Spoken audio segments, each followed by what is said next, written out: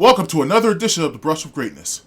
I'm your host, Alexander Miller, better known to the WWE Universe as Alexander Great, or A.T.G for short. Today will be a scripture reading edition of The Brush of Greatness, in which I, Alexander Great, read James 3 of the Holy Bible, King James Version. Let's begin. Verse 1.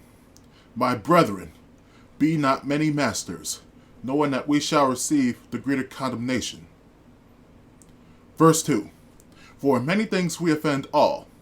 If any man offend not in word, the same is a perfect man, and able also to bridle the whole body. Verse 3. Behold, we put bits in the horses' mouths, that they may obey us, and we turn about their whole body. Verse 4. Behold also the ships, which though they be so great, and are driven of fierce winds, yet are they turned about with a very small helm, whithersoever the governor listeth. Verse 5. Even so the tongue is a little member, and boasts of great things. Behold, how great a matter a little fire kindleth. Verse 6. And the tongue is a fire, a world of iniquity. So is the tongue among our members, that it defileth the whole body, and setteth on fire the course of nature, and it is set on fire of hell. Verse 7.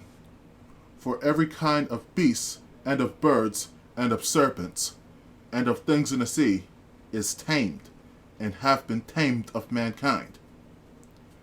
Verse 8. But the tongue can no man tame. It is an unruly evil, full of deadly poison. Verse 9. Therewith bless we God, even the Father, and therewith curse we men, which are made after the similitude of God. Verse 10. Out of the same mouth proceedeth blessing and cursing. My brethren, these things ought not so to be. Verse 11. Doth a fountain send forth at the same place sweet water and bitter? Verse 12. Can a fig tree, my brethren, bear olive berries, either a vine, figs? So can no fountain both yield salt water and fresh. Verse 13. Who is a wise man and endued with knowledge among you? Let him show out of a good conversation his works with meekness of wisdom. Verse 14. But if ye have bitter envying and strife in your hearts, glory not, and lie not against the truth. Verse 15. This wisdom descendeth not from above, but is earthly, sensual, devilish. Verse 16.